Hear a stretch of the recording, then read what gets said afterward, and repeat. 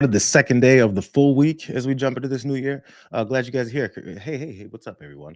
Saw you guys in there talking trash in the chat before we get going.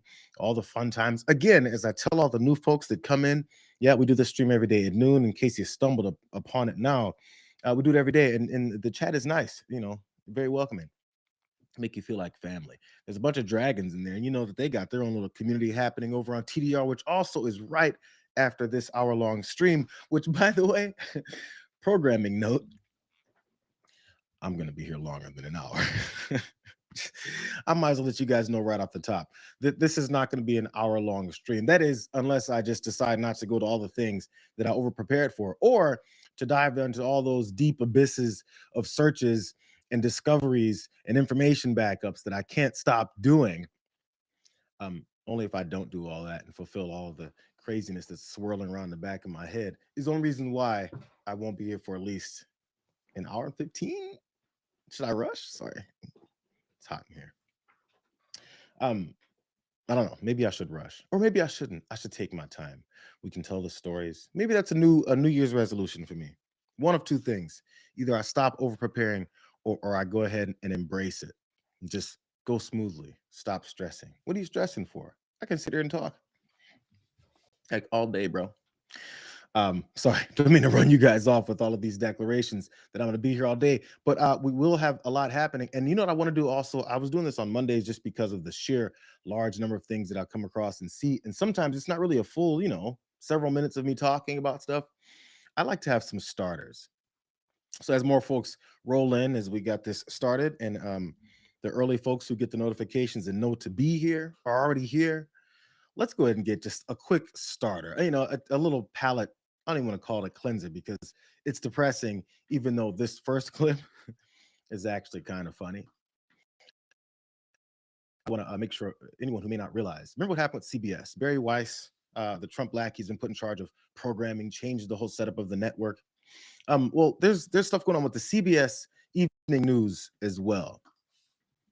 They had their inaugural episode last night with Tony Dokoupil, I believe his name is pronounced. Apologies for messing up my man's name. This is how it went. Atmosphere. With Maduro now out, that base of power and influence could be out too. All right, to other news, as you just heard from Jill. Well, to other news now, to Governor Walz. No, we're going to do Mark Kelly.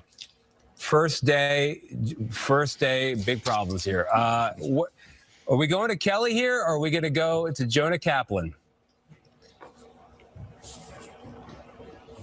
We're doing Mark Kelly, possibly demoted from his retired rank of captain in the Navy. Hegseth issued what's known as a letter of censure for the Arizona Democrat over his participation in a video that called on service members to defy illegal orders without specifying which orders he had in mind. Hegseth called what the former combat pilot and astronaut did an act of sedition. Now we go to Minnesota. A surprise announcement from the Great Lake State there today. Tim Walz, the 2024 Democratic vice presidential nominee, ended the atmosphere. Let me tell you something. Nothing makes news people, broadcasters, producers, directors, anyone panic in broadcast more than confusion on air, necessities to talk into the mic to your producers or whoever it is that's controlling it on air. They freak the fuck out. Freak out. But I started with TYT back at a young age, and we embraced all the awkwardness. There's plenty of those moments, but it didn't really matter. I mean, you see the kind of stream we're running now. Sometimes things take a little bit longer to come through, or maybe sometimes there's a little bit of confusion about the particular SOT that you're going to have coming up. Maybe the script is a little bit different. Maybe the teleprompter fails on you, and you're going to have to start just speaking. It's all that probably happened there to Tony Dokoupil. And man, his face probably got red hot. It was the first day of his new role as the anchor for Evening News with Tony Dokoupil. And of course, people leapt right on it. Because again, like I was pointing out, this the beginning of this new regime, as we saw what happened with the 60 Minutes episode with Barry Weiss, how she spiked that because it was giving too much information about these illegal deportations. They've kind of taken over, and the way that they approached with Tony Dokoupil, before he had that first time destruction of the opening of his show there. It probably wasn't even his fault, which probably pissed him off even more. There's probably a certain number of these anchors, maybe sometimes producers, who after all that goes down, they lose their minds. Do you guys remember Throwback? The old school watchers of this network? There was this old video of Bill O'Reilly, and he's on Inside Edition. Yes, that old. And he lost his mind because something went weird with either the script or the teleprompter. But really, what the problem was old Bill. But he decides to blame everyone else. And when that happens, your producers dislike you, the director dislikes you, everyone dislikes you for throwing you under the bus because you're the front-facing person. And that's what Bill O'Reilly did. You guys remember that? It was funny, just like Tony DeCopel's was funny. But let me show you why so many people were gleeful about that hiccup that happened, the embarrassing moment that Tony DeCopel went through. Is because before this was his declaration for how they're going to change the way they do news. And many people didn't like it. A lot has changed since the first person sat in this chair. But for me, the biggest difference is people do not trust us like they used to. And it's not just us, it's all of legacy media. And I get it. I get it because I've been hearing about it from just about everybody for more than 20 years as I've traveled America on this assignment or that. My mom's neighbors in West Virginia, my own neighbors in New York City, thousands and thousands of conversations in between. Sometimes people want to talk to me about our coverage of NAFTA or the Iraq War. Other times it's all about Hillary Clinton's emails or Russiagate. Or more recently, COVID lockdowns, Hunter Biden's laptop, or the president's fitness for office. The point is, on too many stories, the press has missed the story because we've taken into account the perspective of advocates and not the average American. Or we put too much weight in the analysis of academics or elites and not enough on you. And I know this because at certain points, I have been you. I have felt this way too. I felt like what I was seeing and hearing on the news didn't reflect what I was seeing and hearing in my own life, and that the most urgent questions simply weren't being asked. So here's my promise to you today and every time you see me in this chair. You come first, not advertisers, not politicians, not corporate interests. And yes, that does include the corporate owners of CBS. I report for you, which means I tell you what I know, when I know it, and how I know it. And when I get it wrong, I'll tell you that too. It also means I'm going to talk to everybody and hold everyone in public life to the very same standard. After all, I became a journalist to talk to people. I love talking to people about what works in this country, what doesn't, and not only what should change, but the good ideas that should never change. I think telling the truth is one of them. I'm Tony DeCopel, the anchor of the CBS Evening News. Hold me to it. Well, it was a long explanation as to the direction apparently they're looking to take. So there's a lot of very skeptical eyes that are looking at Tony DeCopel, looking at very closely how he's going to go about this, because he's talking about how he's going to downplay talking to academics and elites. You know, many times MAGA folks like to call people who think clearly and give points based in, reality and evidence, elites. And also no more of those activists, because anybody again who speaks for other folks who are usually downtrodden, overlooked, and exploited, those are considered activists, radical activists. So it's all that coded language that many people picked up on. They were ready to see Tony DeCopel maybe have some issues. So when he had issues immediately on his first day, that's why they're laughing at him. He'll clean it up. It'll be fine. It'll all be forgotten. It was a fun moment for at least a second.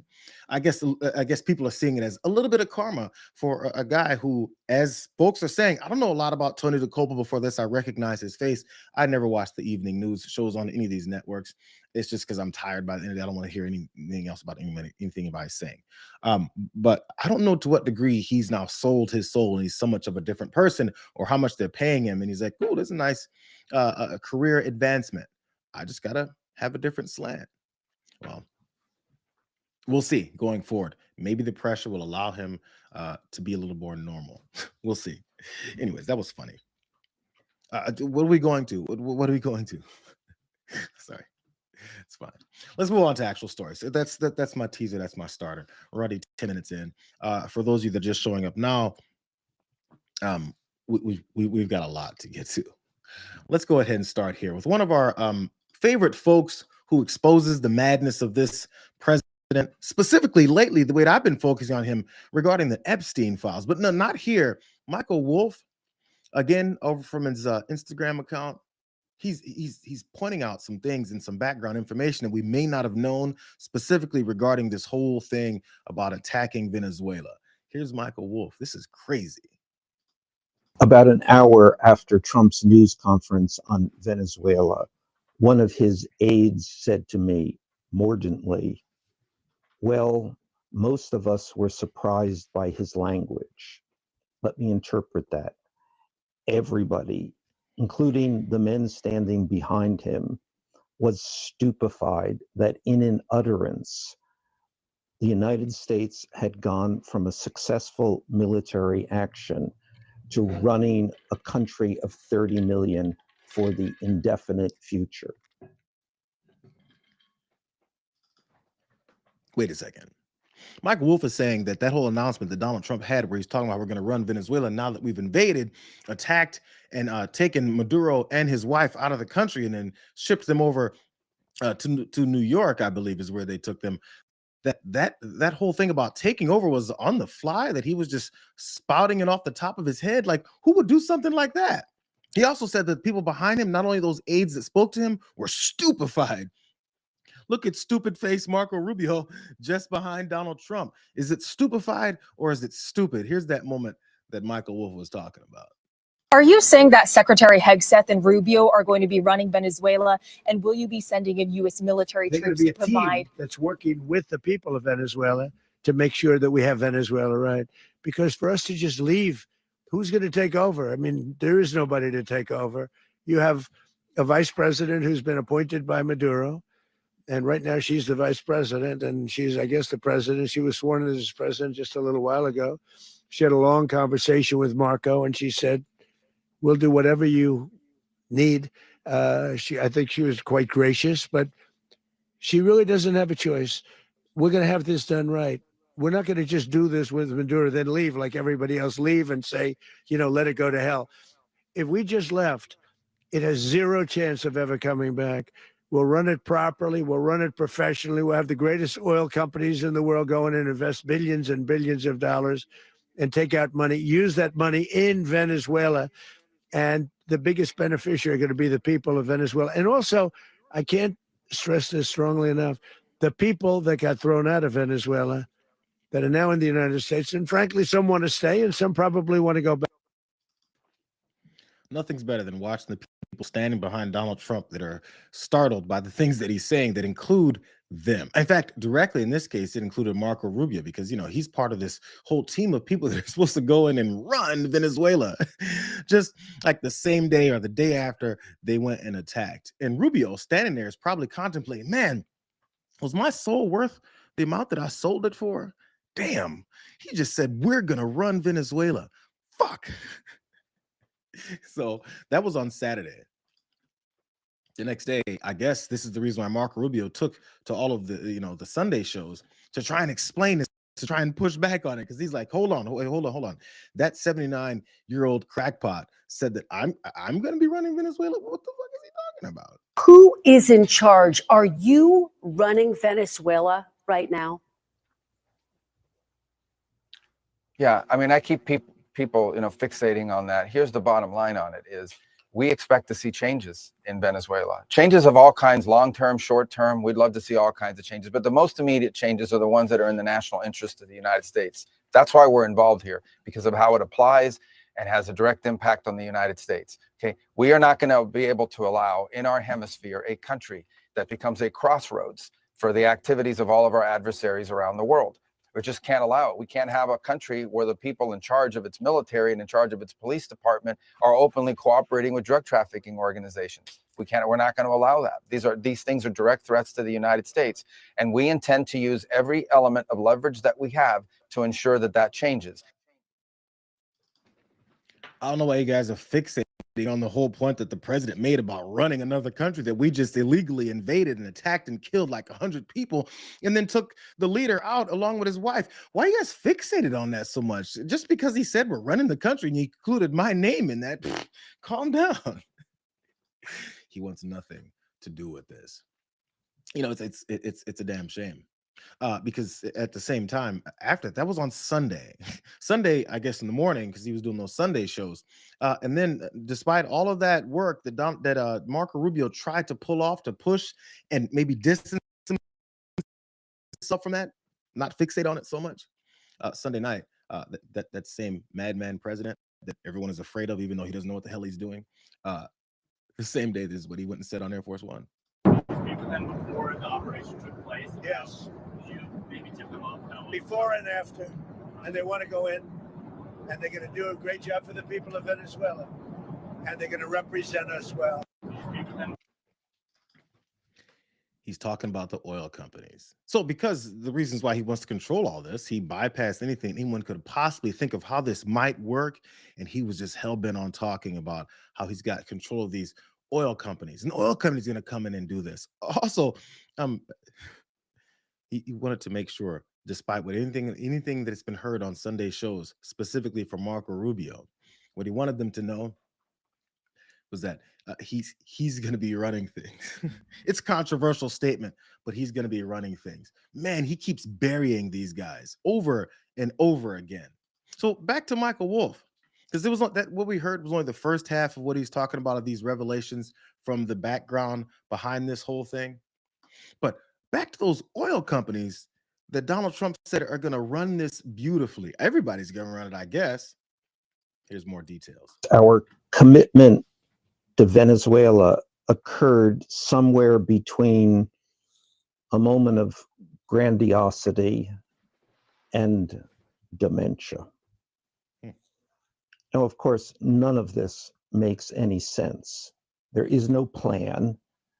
If there were a plan, that would require Congress to commit hundreds upon hundreds upon hundreds of billions of dollars to this effort, which they are not going to do.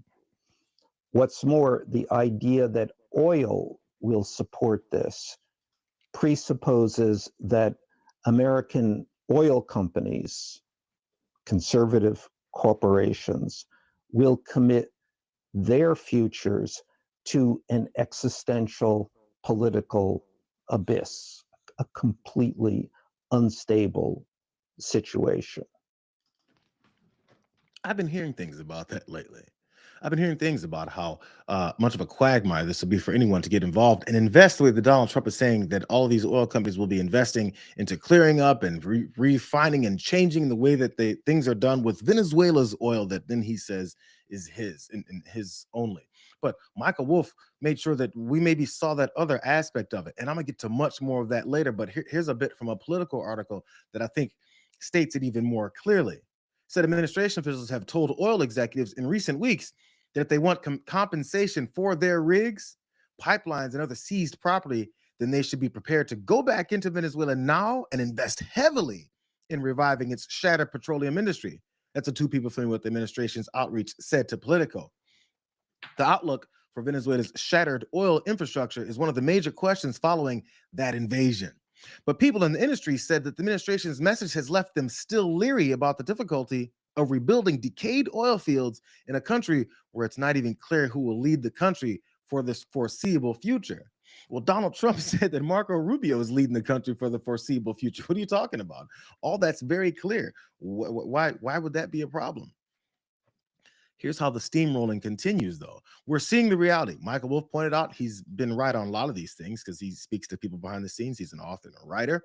And also, as from that Politico article that pointed out, people that spoke with him said, hell no, why would we do something like that? That doesn't stop old Donnie. That would run Venezuela. Well, it's largely going to be for a period of time. The people that are standing right behind me, we're going to be running. Venezuela has a lot of bad people in there, a lot of bad people that shouldn't be leading. We're not going to take a chance that one of those people take over for Maduro. So you can look at, and others, we have fantastic people, including people in the military. So we're going to have a group of people running it until such time as it can be put back on track, make a lot of money for the people, and give people a great way of life, and also reimbursement for people in our country that were forced out of Venezuela. He's got grand plans. He's the number one person in this country who speaks so forcefully, so definitively about his opinions, his thoughts of how things will work, and none of it has ever worked. He's never done anything right, but he's so confident in his ability to do something right, even though he doesn't know what the hell he's doing regarding anything.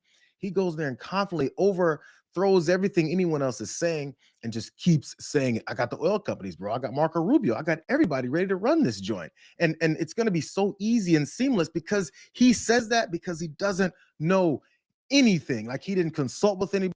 He didn't ask any questions. He didn't check with any kinds of like experts. He didn't check with anybody who knows anything about the oil industry, nothing about Venezuela's oil, the kind of oil they've got, the kind of refineries they've got, how much money it would take, how long it would go, security, none of that stuff. None of it. He knows nothing. Is the other half of Marco Rubio trying to run away from that. But Mr. Secretary, I think there's a lot of questions about who the point people are during this transition.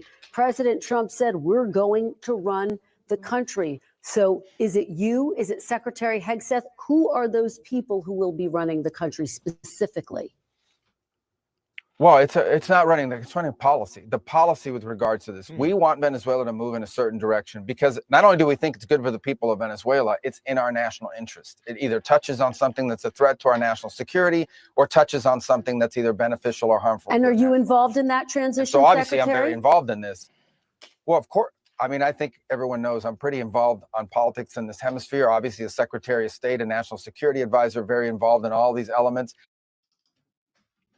He's trying to toe that line. I can't tell them that Donnie's wrong, but I also don't want anything to do with this. You see the separation? It's we're not going to run Venezuela. We're going to run the policy. I mean, when he said me, I'm not going to be doing that. So last thing, this is the best part. I feel like Marco Rubio thought he had distanced himself. I feel like he thought, man, at least maybe I feel like the policy line was really good. They're going to say we're just running policy, and Donald Trump was just a little bit off. If it couldn't be put in any more explicit terms, what Donald Trump meant when he said that Marco Rubio and crew will be running Venezuela, he made sure to say it again. This is again after Marco did, clean up on aisle 4. It got worse. Venezuela right now. Have you spoken to the newly sworn in president there, Rodriguez? And what are your thoughts on the entire situation? You said the U.S. would run Venezuela. We're dealing with the people. We're dealing with the people that just got sworn in. And don't ask me who's in charge because I'll give you an answer and it'll be very controversial. What does that mean? We're in charge. Have you spoken with her? We're in charge. Have you spoken with her? No, I haven't, but other people. Do you want to? Yeah, at the right time, I will. He knows it's a bad answer. I'm going to tell you something really controversial. If you keep asking me this, we're in charge. He's like a 4-year-old. I'm sorry, 3-year-old. We're in charge. We're in charge. The weakness that's on display from this country, from its quote unquote leaders, their elected officials, people put in very important cabinet positions, people who run agencies, the extreme weakness that these folks are illustrating every day as this guy runs roughshod over all norms, all law and order, the Constitution, the American people, our tax dollars, as this guy runs through and destroys everything in his wake because he's now got zero guardrails. He's always been this way. It's because they're weak. They're extraordinarily weak. Marco Rubio is weak. They're all afraid and tired. And this guy's running roughshod right through him because they're like, he must be popular, right? People are waking up and the clown show is being exposed. I mean, to the people who somehow didn't see it coming after his first administration. I mean, during his first administration. I mean, when he first rolled down that escalator and started talking all that xenophobic, racist shit, everyone knew who this guy was, except for people like Marco Rubio, or people like Marco Rubio who don't mind selling themselves out to this guy. It's a damn shame. Let's move on to something else. Speaking of weakness, I love this. This is my favorite story.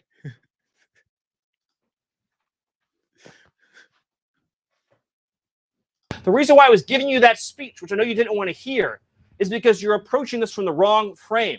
This neoliberal frame that the United States' job is to go around the world and demanding immediate elections be held everywhere, immediately, all the time, right away.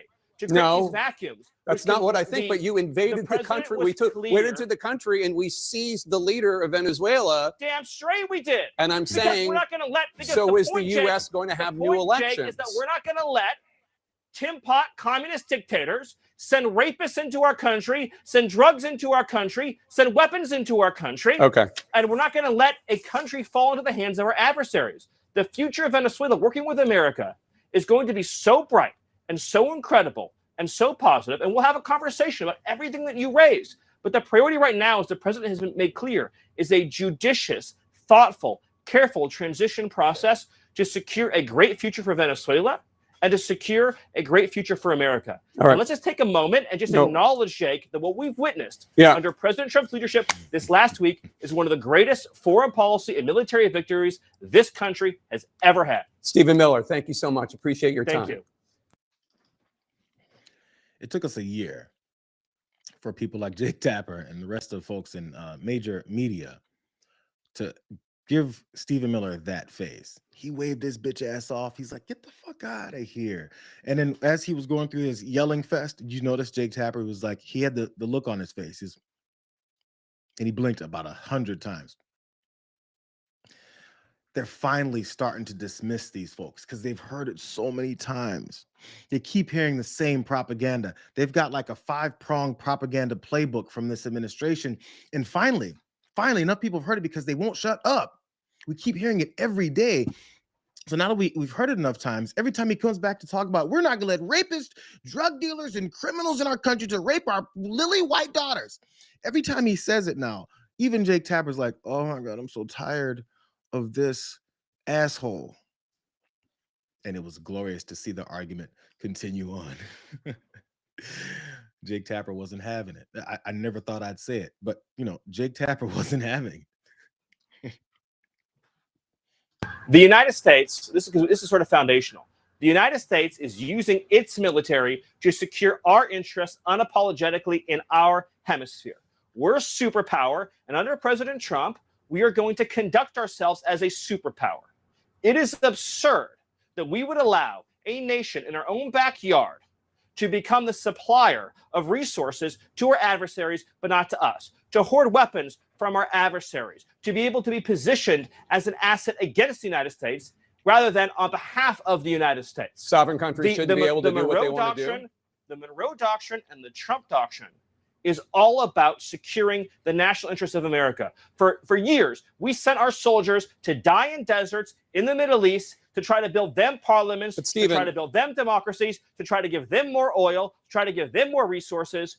The future of the free world, Jake, depends on America being able to assert ourselves and our interests without apology. This whole period that happened after World War II, where the West began apologizing and groveling and begging I don't even know, engaging these honestly, vast what you're talking about schemes, right now. What I'm talking about, Jake, is the idea. And by the way, I know you love doing that smarmy thing, Jake, and I was hoping to be better than that this time. I asked you about if there should be an election. Exactly. I asked you if there would be an election in Venezuela. That's what I asked. I said, why was the president so quick to dismiss Machado? You answered that question. And then I said, the objective, Jake, is security and stability for the people of Venezuela.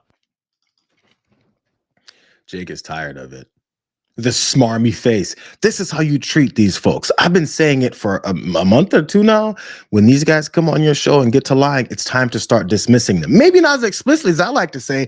Tell the guy on the end with the microphones, here, let me get your microphone, Stephen. Get the fuck off the show. We're so tired of you lying, you're whining, you're crying, you're bitching, and you're complaining. We're so tired of it.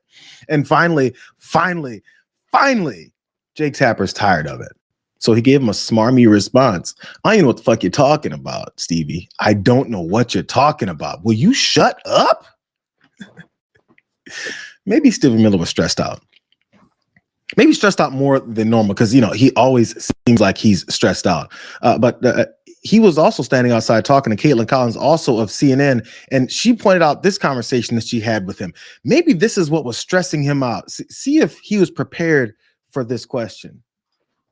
Chief of Staff Stephen Miller after that interview with my colleague Jake Tapper today, where he argued during that interview that the U.S. by definition is running Venezuela. Stephen, you were a part of that group, the select group that the president said is his staff that is running Venezuela. What exactly are your day-to-day responsibilities? The President of the United States has asked Secretary Rubio, who also happens to be his national security advisor, to directly, of course, under the president's close guidance and direction, to be the lead on this process. But obviously, there's many other elements involved. You have energy policy, treasury policy, financial policy, military policy. So it's a big team and group of people. Everybody's working great and closely together, again, under President Trump's leadership. But what are you specifically doing? What are you specifically doing? I make a habit of trying not to talk too much about myself. I'm just happy to serve on this incredible team on behalf of President Trump. I feel like, it seemed like Stephen Miller was also blindsided by all of these Donald Trump declarations about how we're going to run Venezuela. And who he said was going to run Venezuela, he named 3 people, and then him at the top. It's going to be Pete Hegseth, Marco Rubio, and Stephen Thumbhead, Pinky and the Brain Miller. And I don't think he was ready when she asked, wait, so your name was listed as someone's, what is your role going to be? And he had that awkward chuckle. All I want to say is I'm proud to represent this administration. Well, how are you representing this administration as you guys run Venezuela? It's almost like, his bigotry got ahead of any thought processes behind how they're going to pull off their extreme worldwide international bigotry, where they continue to try and control everyone else because of, their white supremacy. So he was probably shaken. He doesn't know what he's doing. It's Stephen Miller. He's a Nazi. He doesn't know what he's doing. He's just got hate. He rages off of hate. It's what feeds him. But it wasn't just Venezuela. Let's go back to this interview with Jake Tapper. I apologize, but it's like I said, this is funny to me. The conversation moved on to Greenland. Listen to this guy. Important topic. The premier of Greenland and the premier of Denmark and other Danish officials are responding to a Twitter post from your wife, Katie Miller, herself a former Trump White House official, showing Greenland covered with an American flag, saying soon. After that was posted, President Trump repeated the claim that the U.S. needs Greenland for national security reasons.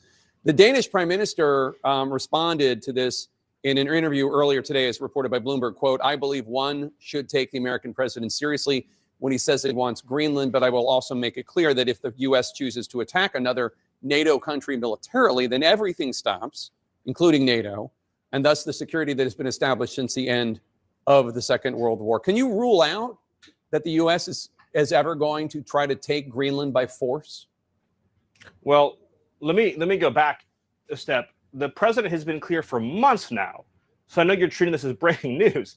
The president has been clear for months now that the United States should be the nation that has Greenland as part of our overall security apparatus. The United Right, States, but your wife posted that like hours after the Venezuela operation. That's why it's newly relevant. No, I'll talk with you about it for an hour. I think it's a really important conversation. I just wanted to reset, Jake, by making clear that it has been the formal position of the U.S. government since the beginning of this administration, frankly, going back into the previous Trump administration, that Greenland should be part of the United States. The president has been very clear about that. That is the formal position of the U.S. government. Right, but can you say that military action against Greenland is off the table? It wouldn't be military action against Greenland. The Greenland has a population of 30,000 people, Jake. The real question is, by what right does Denmark assert control over Greenland? What is the basis of their territorial claim?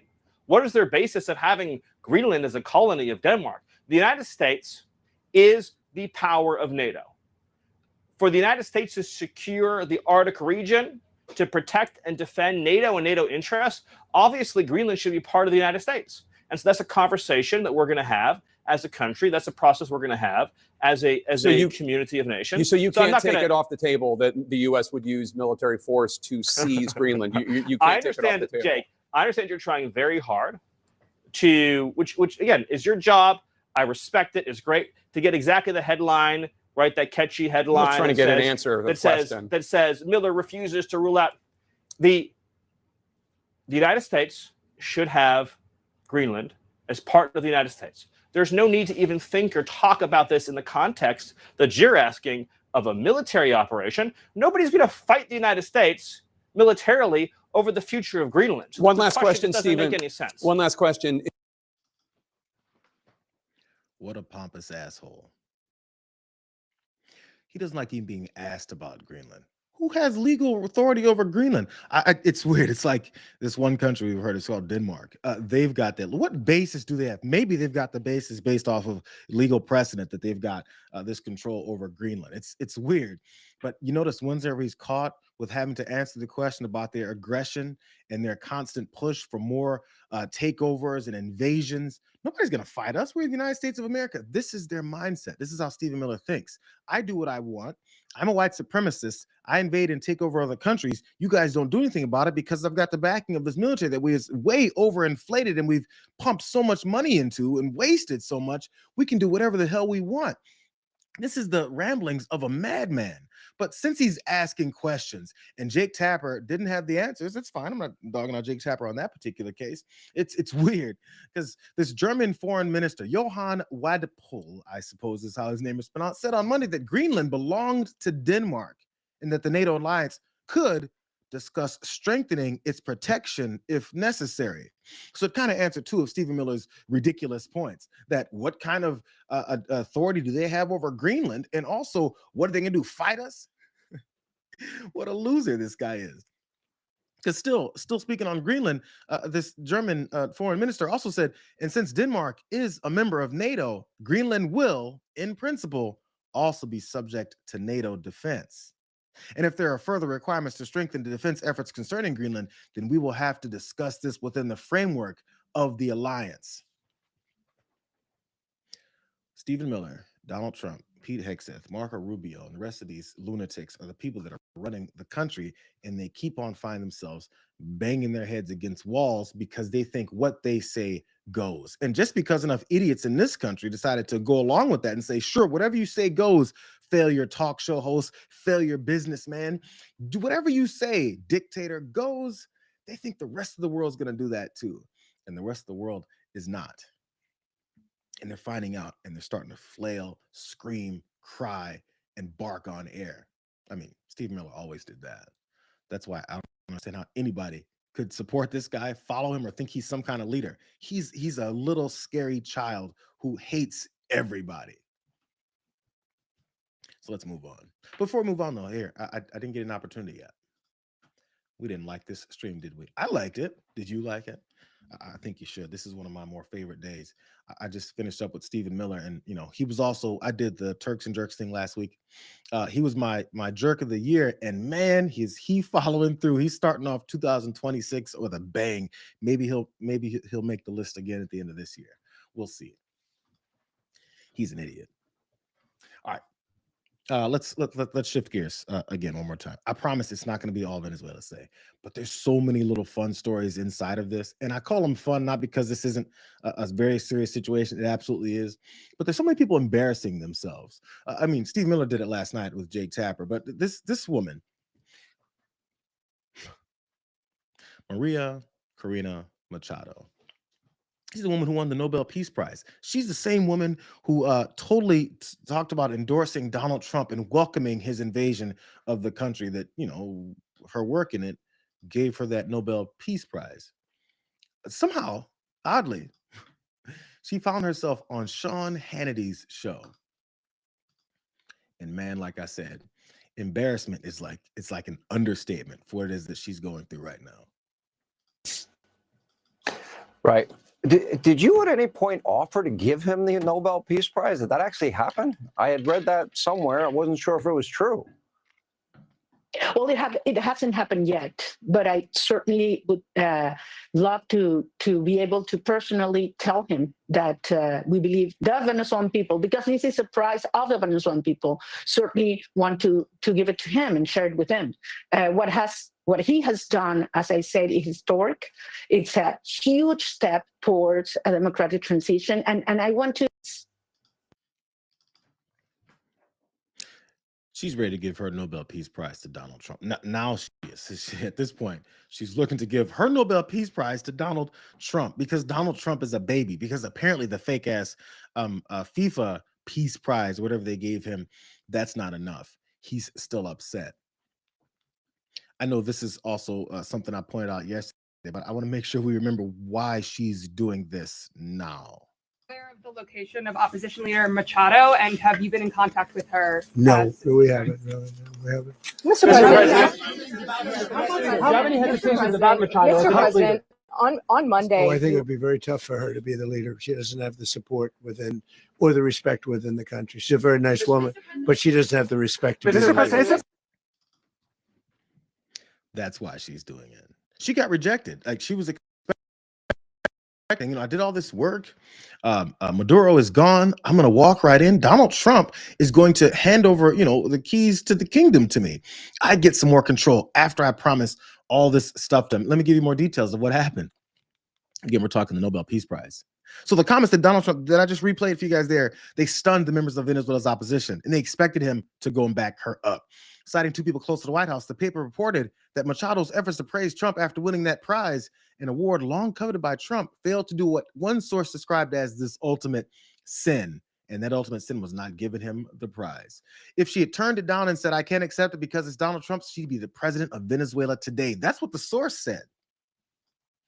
And then Donald Trump didn't get it. So he kicked his feet, pulled his hair, and said, no, you don't get to run the country that I just illegally invaded and took out the leadership group of, and said that I'm going to run along with everyone else that wanted nothing to do with running it. No. He wants to run it himself, despite all those promises that Maria Corina Machado made to him. Excited promises that she made to allow Donald Trump and U.S. oil companies to come in and invade and take all resources so that she could get whatever it is that she wanted. But the reason Donald Trump wants to run Venezuela is a conversation that Joe Scarborough had with Donald Trump that I think is pretty clear. This is Scarborough relaying that conversation that he had about that oil. And that's the reason why Donald Trump says, I'm going to run it because I fail at everything. But when I pressed comparisons with America's failed occupation of Iraq, the president's response was very different.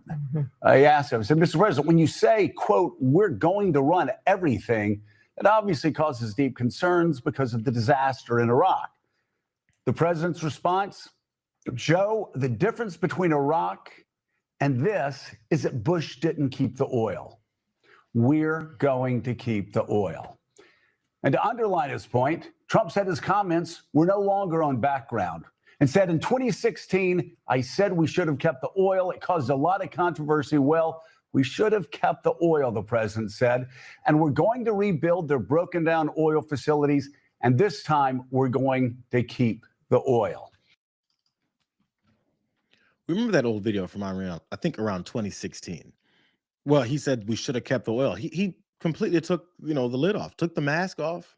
No more lies, no more veils. It's just straight up, we should have kept the oil, and I'm going to keep the oil this time. That's the difference between this, which is the worst version of what is that W and them all did to try and take more oil from, other countries. It's a replayed game over and over and over again with this country. But Donald Trump said the difference is, I'm going to keep the oil. It's going to be so prosperous. We're going to make so much money. It's going to make your head spin. It's crazy. We're going to make so much money. Keep that thought in mind. We're going to make so much money. All the people who were praising this and said, yo, Donald Trump is going to make gas prices go down. He's going to the oil is coming to us. The oil is coming to us. Joe Schmo in Oklahoma. President Donald Trump said he believes the U.S. oil industry could get expanded operations in Venezuela up and running in fewer than 18 months. Wow, that's ambitious. He says this, I think we can do it in less time than that, but it'll be a lot of money. A tremendous amount of money will have to be spent, and the oil companies will spend it, and then they'll get reimbursed by us or through revenue. When he says reimbursed by us, who do you think us is? Maybe us is all these Americans who he continues to exploit and raid our wallets change our economic situation, change our taxing situation, take all of our money, and then use it for things like paying oil companies to back up his quagmire that he's setting up in Venezuela, where they don't want much to do with it at all. But he'll bail them out. Hey, if you went to college and you owe like, 15, 25, 30,000, 40, 50, $100,000. Remember how much they bitched and complained about any kind of relief for Americans to have a bailout from those situations, because there's many exploitative, overpriced colleges, and we figure the only way you can get any kind of profession in this country is to then go to those overpriced colleges. It's weird, but they're ready and willing before anything even starts with this to give all of our money to oil companies to help out Donald Trump and the quagmire he's creating. Here's more. Trump declined to say how much money he believes it would cost companies to repair and upgrade Venezuela's aging oil infrastructure. He declined to say because he has no fucking clue. It'll be a very substantial amount of money will be spent by the oil companies, Trump said, but they'll do very well. And the country will do well, he added. Do you think you do well to put billions, potentially trillions? I have no idea how much money this is going to cost. He doesn't either. But do you think that's a good idea?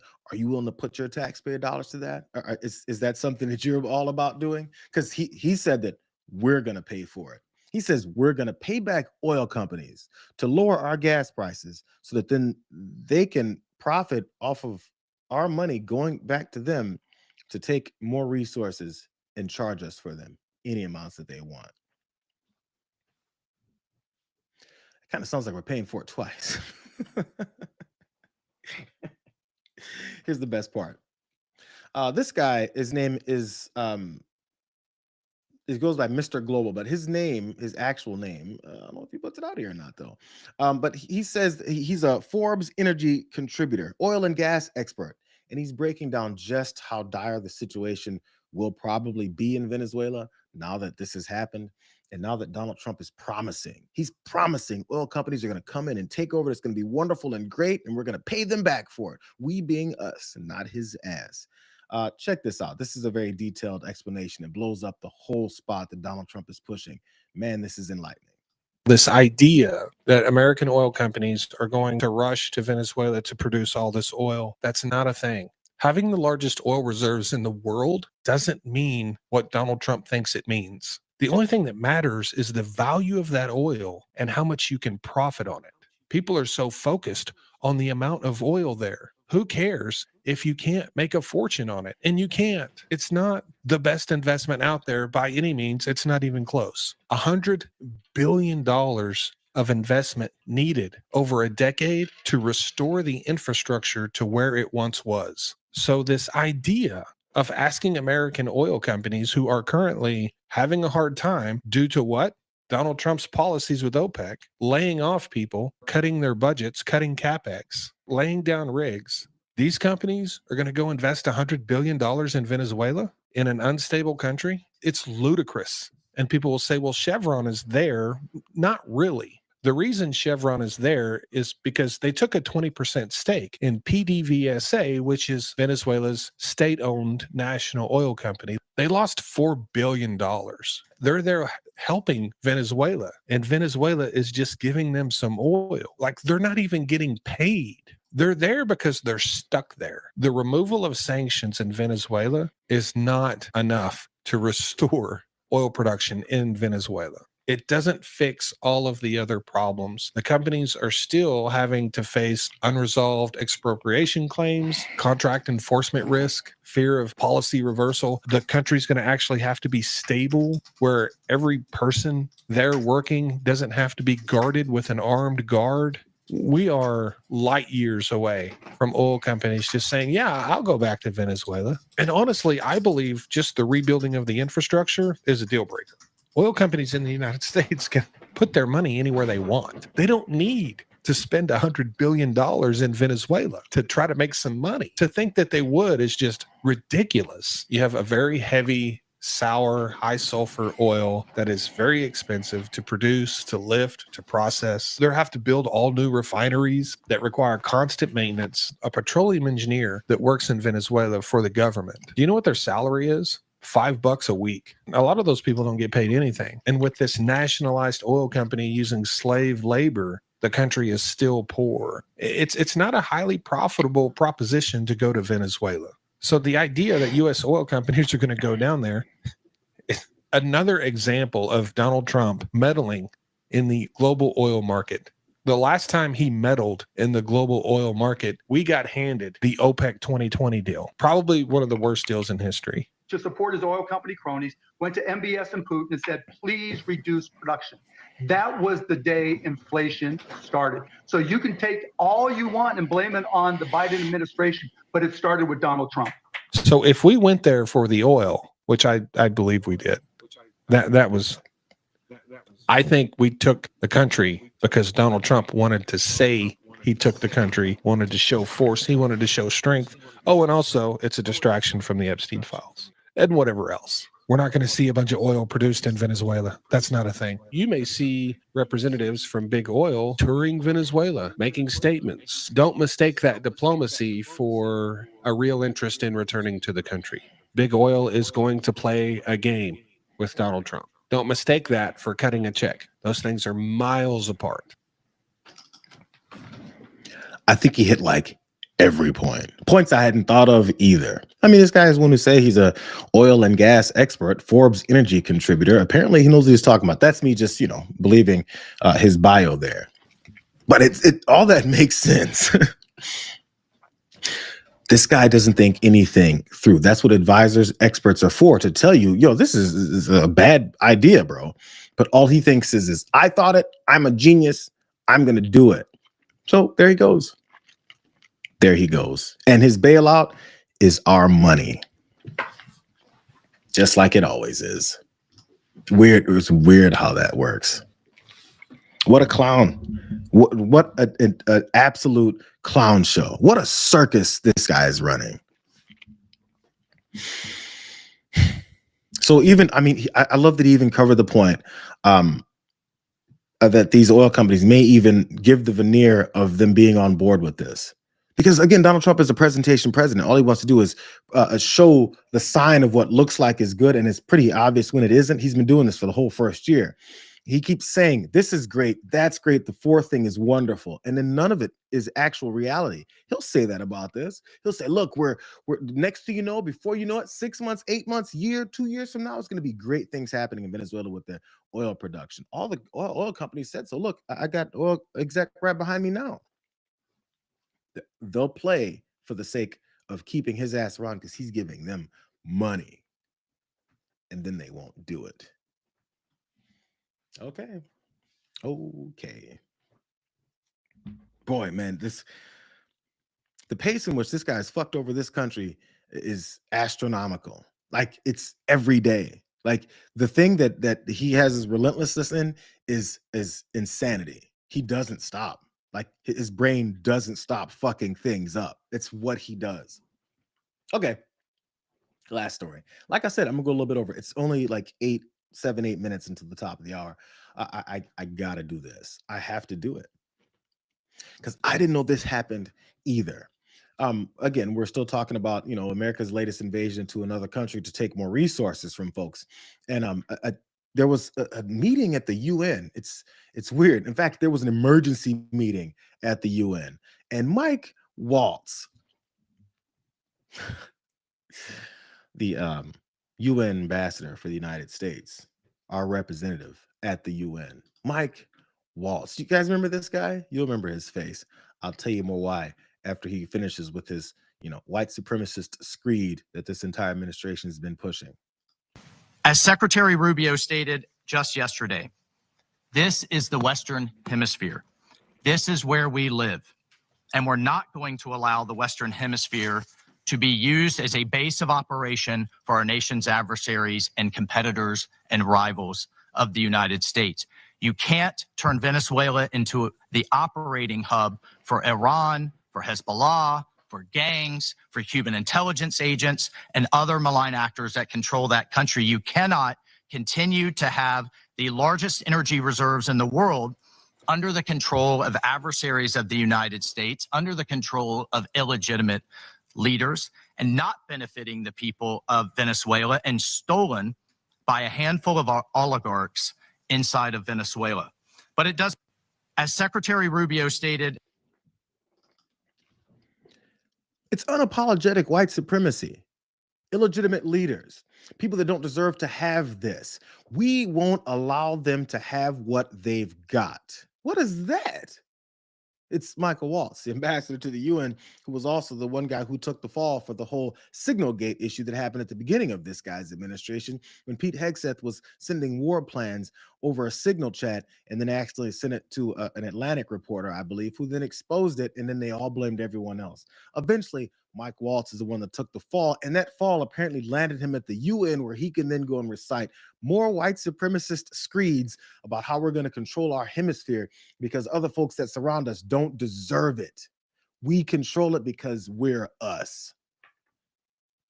That's what he said at the UN, and I'm sure everyone in the room was like, what is this guy talking about?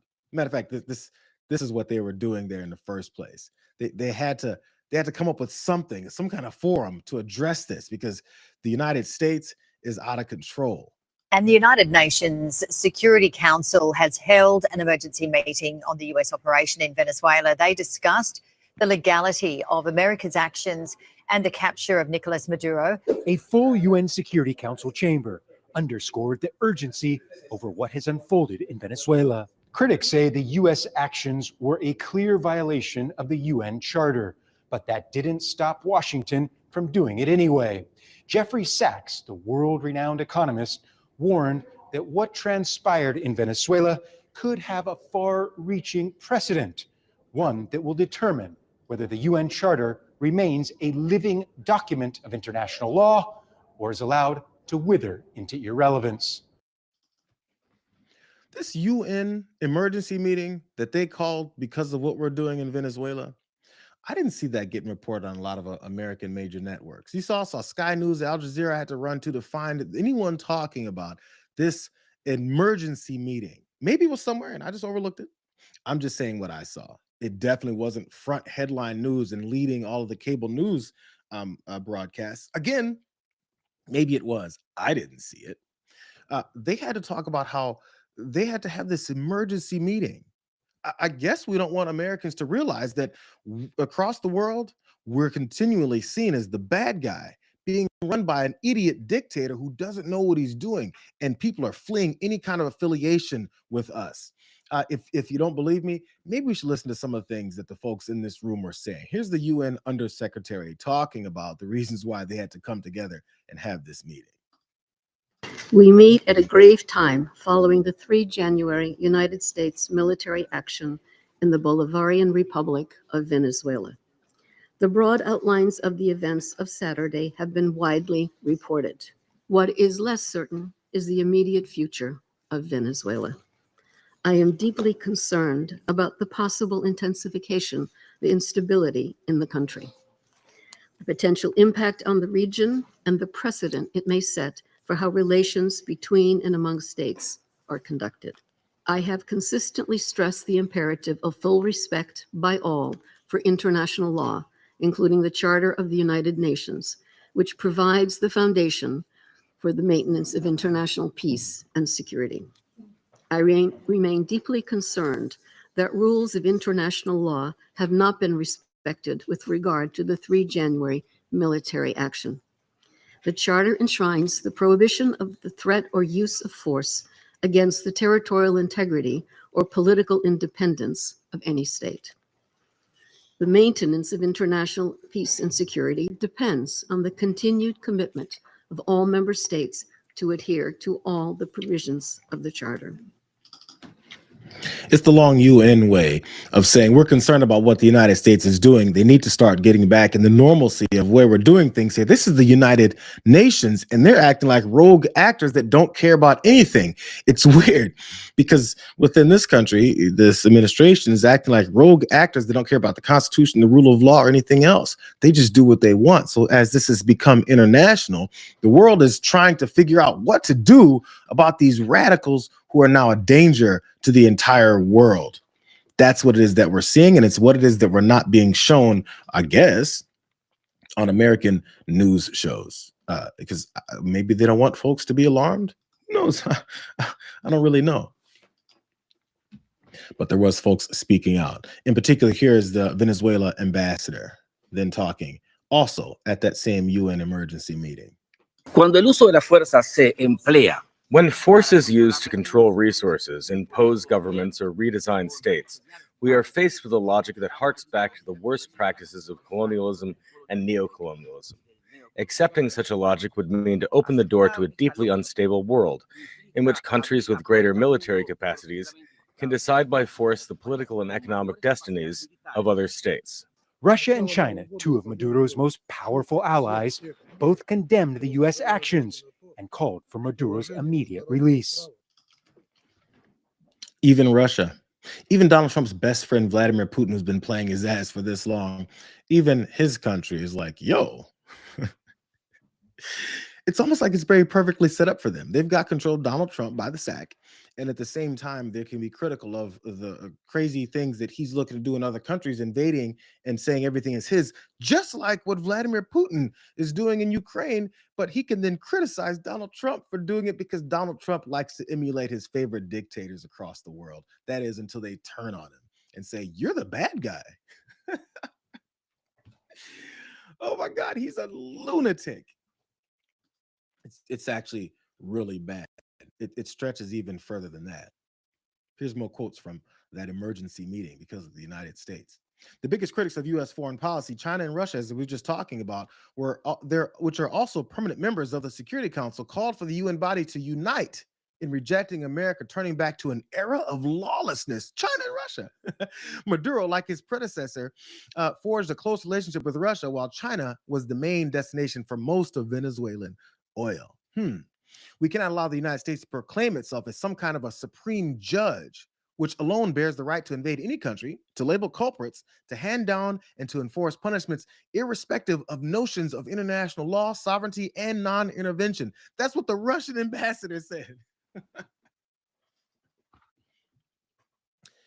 So we're the bad guys because Donald Trump is there. But you know what? Maybe you don't listen to Venezuela, the Venezuelan ambassador. Maybe you don't listen to, like, Russian and Chinese folks. Maybe you don't need to, because all those folks, the ones that are, they're the weird other, right?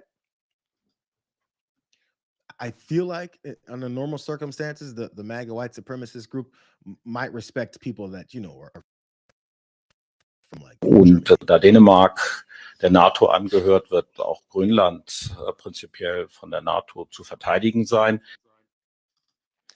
In case you don't speak German, which I don't, that German foreign minister, as I pointed out in an earlier story, he said Denmark is a member of NATO, and Greenland will, in principle, we also subject to NATO defense. He's concerned about Greenland, as also everyone else is concerned about what's going on in Venezuela. So what he was talking about was how we can't allow this to keep happening. And he's German, so maybe we should listen to him, right? He speaks one of those languages. I want to show you guys one more aspect of how this fallout is destructive. The UN Security Council, the UN emergency meeting. Maybe people don't care enough about that. I get it. I don't get it, but still. But the disruption, the anger, the conflict, the possibility for more conflict is what it is that I was expecting to see. And check it out. The president of Colombia, since Colombia was threatened, Cuba was threatened. Who else did he threaten? He also went after Venezuela. He was threatening multiple countries, but the Colombian president stepped forward. I'm sure there's many Spanish speakers out there. He's in 36 seconds talking very angrily about his response to Donald Trump's aggression. Y entonces le tengo que decir al señor Marco Rubio, hermano, si me va a meter preso, a ver si puede. Si me quiere poner la pijama naranja, inténtelo. Pero este pueblo no se le arrodilla. Sus odios del pasado, que no los conozco, ni ningún colombiano es culpable de lo que le pasó a su abuelo o a su papá en Cuba. Y entonces le tengo que decir. I saw a rough translation. He said, if you want to jail me and try to see if you can. If you want to put me in an orange uniform, try it. The Colombian people will take to the streets to defend me. I guess the assumption was that, people would go, oh my God, I'm so afraid. But no matter, I mean, we just see Stephen Miller and Donald Trump talk about the military might of the United States. They're looking to just wipe people out. That's the whole idea. So they figure some people may respond angrily, but it comes back to that same question. Does he give a damn that, United States citizens don't want to be involved in more wars, that he's starting off of his ego? And then if those wars start and we have to fight, it's like they're going to need some, people on the ground to go fight those wars. And then those people are involved in American families who maybe don't want their family members going off and fighting wars for Donald Trump's ego. But like I said, it wasn't just leadership groups in Colombia. Here's a Cuban. ¡Abajo el imperialismo! ¡Abajo el imperialismo! ¡Abajo el imperialismo genocida, inmoral y fascista! Este acto de terrorismo de Estado que acaba de ocurrir en Venezuela es un atropello escandaloso a las normas del derecho internacional. La agresión militar a una nación de paz que en nada amenaza a Estados Unidos y el secuestro de un presidente legítimo electo soberanamente por su pueblo. No puede haber silencio ni aceptación de ese acto de terrorismo de Estado, solo comparable con los crímenes contra la humanidad que comete el sionismo israelí en la Franja de Gaza. El muy oscuro objeto del deseo imperialista es el petróleo venezolano. Son las tierras y los recursos naturales de Venezuela. No, señores imperialistas, este no es su patio trasero ni territorio en disputa. No aceptamos ni reconocemos la doctrina Monroe, ni reyes ni emperadores trasnochados. Por Venezuela y por supuesto también por Cuba estamos dispuestos a dar hasta nuestra propia sangre, hasta nuestra propia vida, pero a un precio muy caro. No son tiempos de medias tintas, son tiempos de definiciones y de tomar partido frente al fascismo y la barbarie imperial. ¡Abajo el imperialismo! ¡Abajo el imperialismo! It's almost like, they don't like being threatened. It's weird. Last little bit. I know I'm over a little bit, but I didn't go over as much as I thought. Since we're talking, semi-neighboring countries that Donald Trump keeps threatening. Here's the former Bolivian president, Evo Morales. Here's a couple quotes from him. Trump is the new Hitler of the world, using military force, the ambition for natural resources, hatred, defamation, and the criminalization of anti-imperialist peoples and leaders. He invades, kills, and attacks countries with impunity amid the complicit silence of many. He says Trump is the new Hitler of the world. That's offensive. Man, they must be so upset that Evo Morales called Trump the new Hitler of the world. It's almost like he agrees with J.D. Vance, because J.D. Vance said that too. That is before J.D. Vance sold his soul.